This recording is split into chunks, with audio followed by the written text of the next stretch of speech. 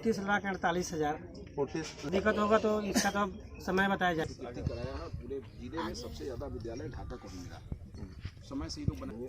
और आपने वादा भी किया था कि चुनाव के बाद ही जस्ट फुलवरिया पुल शुरू हो सकता है सर। उसमें जो गार्डर है ना, गार्डर ऊपर रखाएगा। और हम लोगों ने कहा है कि नहीं, हमको तो काम करना नहीं, करना है लेबर को। एक दिन कोई आवश्यकता नहीं है किसी को इसमें उम्मीद रखने का। यहाँ पे जो स्वास्थ्य केंद्र है उसका जीर्णोद्धार कब होगा? उस पर सर एक और समस्या है, जैसे कि युवाओं के लिए खेलने का ग्राउंड नहीं है, वृद्ध व्यक्ति को टहलने के लिए जगह नहीं। तो सवाल कई किए यहाँ के युवाओं के लिए, यहाँ पर जो विद्यालय निर्माण हो रहे हैं इनकी कितनी लागत से बनेंगी, और साथ ही साथ युवाओं के ग्राउंड के लेकर सवाल किए, स्वास्थ्य केंद्र के लिए सवाल किए, फुलवरिया पुल के लिए सवाल किए। नमस्कार, मैं हूं सुजीत कुमार और अभी आप देख रहे हैं दैनिक लाइव नेशन रिपोर्ट। ढाका विधानसभा के विधायक माननीय पवन जायसवाल जी हम लोगों के बीच मौजूद है, जहां पर गुरहनवा पंचायत के वार्ड नंबर 1 में एक विद्यालय का, प्राथमिक विद्यालय का शिलान्यास हुआ है। और विधायक जी से हम इस विद्यालय के निर्माण कब तक होंगे और साथ ही कई और भी सामाजिक मुद्दा है जिसको लेकर हम विधायक जी के पास पहुंच रहे हैं। बने रहिएगा हमारे साथ। नमस्कार विधायक जी, दैनिक लाइव रिपोर्ट में सर आपका स्वागत है। सर ये जो अभी शिलान्यास हुआ है ये कब तक पूरा हो सकता है? ऐसा है कि ढाका विधानसभा क्षेत्र में 5 जगहों पर नवसृजित विद्यालय की स्वीकृति मैंने कराया है। इस पर जमुआ का काम शुरू हो गया है और शिलान्यास हो रहा है। 2 दिन में हम लोग भी शुरू करेंगे और समय सीमा जो निर्धारित है इस पीरियड में लोग विद्यालय को बना देगा। ये बनाना है विद्यालय शिक्षा समिति को, और स्वाभाविक है कि विद्यालय शिक्षा समिति की रुचि है। यहाँ के लोगों की बहुत पहले से पैरवी थी कि फंड नहीं आ रहा है, काम नहीं हो रहा है। पिछले 2-3 वर्षों से नवसृजित विद्यालय का पैसा आना बंद हो गया था और निर्माण का। जैसे पैसा आया है हम लोगों ने 5 जगह की स्वीकृति कराया है। पूरे जिले में सबसे ज़्यादा विद्यालय ढाका को मिला। समय से ही लोग बनाएंगे। सर गुरहनवा पंचायत में वैसे और भी बहुत समस्या है सर, जैसे कि आपसे बहुत उम्मीद है। चुनाव से पहले भी हमने और आपसे सूचित किया था और आपको बताया था कि सर इस मुद्दा पर ध्यान देना चाहिए, और आपने वादा भी किया था कि चुनाव के बाद ही जस्ट फुलवरिया पुल शुरू हो सकता है सर।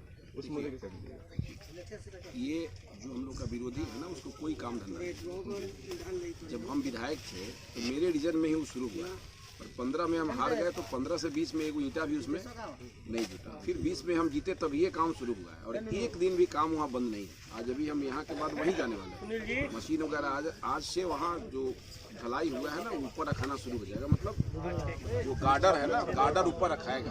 और हम लोगों ने कहा है कि बरसात के पहले हम लोग पैदल मोटरसाइकिल जाना वहाँ शुरू करें। काम बंद तो है नहीं, हमको तो काम करना नहीं, करना है लेबर को।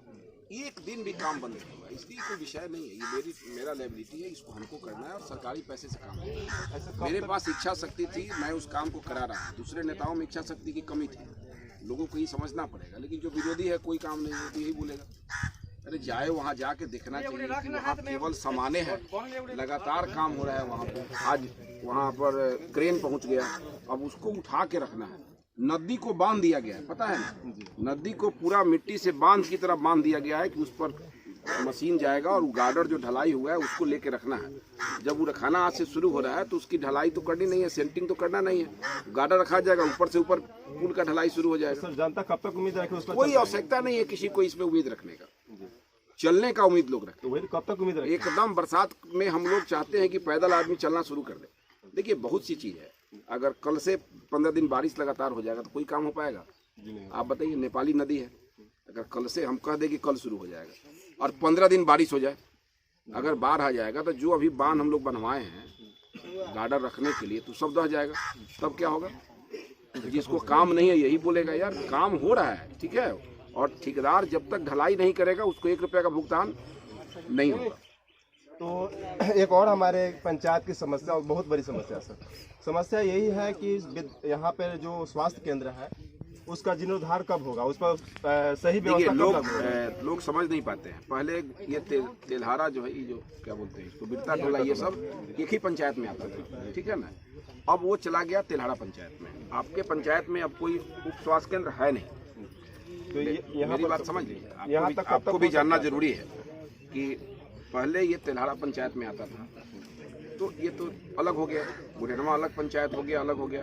तो वो जो उप स्वास्थ्य केंद्र है वो चला गया हीरापुर में, मतलब तेल्हारा पंचायत में चला गया। जब पिछले बार हम विधायक थे तो मैंने यहाँ 6 बेड का हॉस्पिटल स्वीकृत करा दिया। यहाँ 6 बेड का हॉस्पिटल स्वीकृत है। कभी कभी डॉक्टर भी यहाँ आके बैठते थे बाजार पे, कुछ लोग को पता होगा।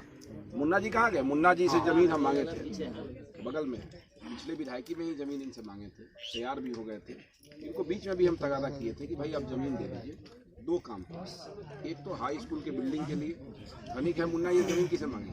पहले भूदेव चा थे तो सब बेटा को अपने कब्जा में रखे थे, तो उनका ही निकाला हुआ जमीन है ना, है कि जितना खत्म हो गया। इनसे हम मांगे हैं, ये कागज भी उसका दिए हुए हैं, लेकिन कुछ लोगों को परिवार में आपत्ति है, उस आपत्ति का ही लोग निराकरण कर देंगे तो हम 1,72,00,000 की लागत का यहाँ 6 बेड का हॉस्पिटल बनवा देंगे। मेरा जमीन तो यहाँ है नहीं कि हम बनवा देंगे, ठीक है ना। और फुलवड़िया नहीं स्वीकृत करा के हम गुरहनवा स्वीकृत कराए थे, करसहिया स्वीकृत कराए, हम लखनसेन स्वीकृत कराए, भंडार कराए, 4 दया यहाँ हुआ था। करसहिया में ऑलरेडी काम वहाँ शुरू है। पेट्रोल पंप के बगल में आप जाइएगा तो वहाँ उदो सिंह जमीन दिए उनके परिवार के लोग, तो वहाँ काम शुरू है। हमको जमीन नहीं मिलता है। सर एक और समस्या है, जैसे कि युवाओं के लिए खेलने का ग्राउंड नहीं है, वृद्ध व्यक्ति की ओर टहलने के लिए जगह नहीं है। टहलने के लिए रोड पर टहलेगा लोग भाई, अब टहलने के लिए व्यवस्था कैसे? ऐसी कोई सरकार की योजना नहीं है कि टहलने के लिए अलग से कोई जमीन ग्राउंड बनेगा।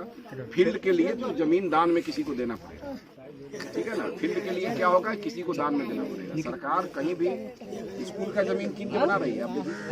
अभी जमीन अगर दान में नहीं देते तो स्कूल बनता। स्कूल का जमीन हम दान में ले रहे हैं तो ग्राउंड का जमीन तो दाने में लेंगे। कोई जमीन दान में कर दे। देखिए ढाका में कैसे स्टेडियम बन गया, घोड़ाखाल में कैसे बन गया। इसके लिए यहाँ के लोगों का आगे पति नहीं, वो लोग भी दान देना चाहते हैं अपने पिताजी के नाम पर, दादाजी के नाम पर, उन लोगों को दान में जमीन देना चाहिए। देने से क्या होगा कि पंचायतों का अधिकार है, बगल में मुखिया जी बैठी हैं, पंचायत स्तर का जो फील्ड बनना है मुखिया जी बना सकती है, मनरेगा से समिति बना सकते हैं, हम लोग भी बना सकते हैं। बड़ा ग्राउंड होगा तब। ऐसा कोई जमीन मेरे यहाँ है नहीं। मेरे यहाँ जहाँ भी बड़ा जमीन था, ढाका में था, घोड़ाखाल में था, लोगों ने स्टेडियम बना दिया। एक खेलवा में हमारे पास बहुत बड़ा फील्ड है, खेलवा में हम लोग जा रहे हैं स्टेडियम बनाने। जहाँ जमीन मिलेगा हम लोग करेंगे। सर ये जो विद्यालय बन रहा है तो कितनी लागत है? बता दीजिए मेहमान साहब। मेहमान साहब कहाँ गए भाई? ओके, हमारे साथ प्राथमिक विद्यालय के शिक्षक यानी प्रधानाचार्य महोदय जी मौजूद हैं। इनसे जानना चाहेंगे कि जो विद्यालय की निर्माण होनी है वो कितनी की लागत है और कब तक ये अपने समिति द्वारा उनको पूरा करवा पाएंगे। नमस्कार सर, आपका स्वागत है दैनिक लाइव रिपोर्ट में। बहुत स्वागत। सर ये बताया जाए कि जो विद्यालय का निर्माण हुआ कितनी की लागत से बनेगी और कब तक बनेगी? 29,48,000। 29,48,000 की लागत से बनने वाली है। और कब तक ये निर्माण पूरा हो सकती है सर? अब बरसात की वजह से अब जितना जल्दी हम लोग पूरा प्रयास में है कि जल्दी हो जाए। अब बरसात आ जाने से दिक्कत होगा तो इसका तो समय बताया जाएगा। ना बरसात के पहले पिलर निकाल लीजिए आप जी। यहाँ पर हमारे बीच मौजूद है हमारे पंचायत की मुखिया प्रतिनिधि मुखिया जी हैं, कृषि सलाहकार जी हैं और कई गणमान्य लोग यहाँ पर मौजूद थे। और कुछ प्रतिनिधि महोदय से जानना चाहेंगे कि इस कार्य को लेकर के कब तक ये आगे कर पाएंगे। क्या नाम है सर आपका? रमाकांत जी, यह विद्यालय का निर्माण आपको प्रतिनिधित्व कर रहा है मुखिया जी का, कब तक संभव हो पाएगा?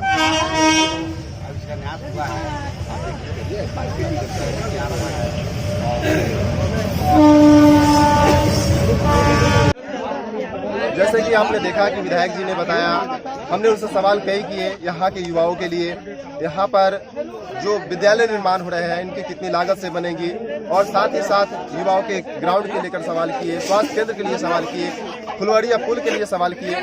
सभी पर बेबाकी से विधायक जी ने अपना गंतव्य जो है व्यक्त किया है। देखते रहिए दैनिक लाइव रिपोर्ट। खबर को अधिक से अधिक शेयर करें, लाइक करें, सब्सक्राइब करें। धन्यवाद।